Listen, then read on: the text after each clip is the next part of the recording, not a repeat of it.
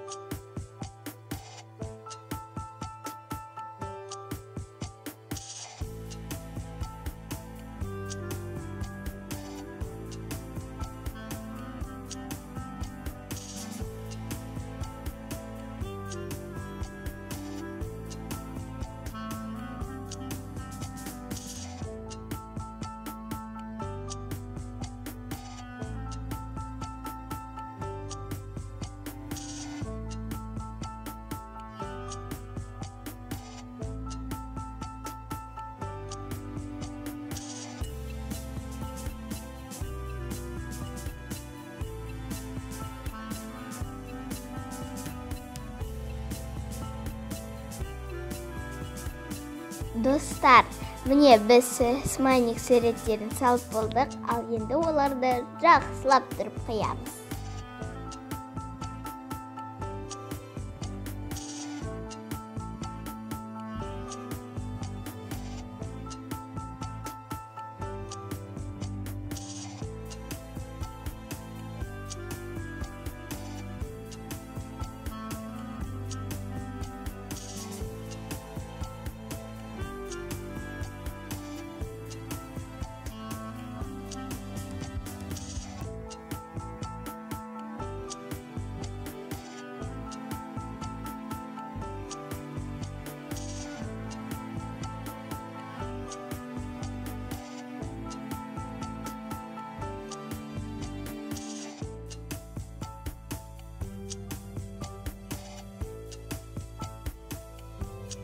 Міне достар, біз бәрін қиып алдық, ал енді жақсылап тұрып желімдейміз.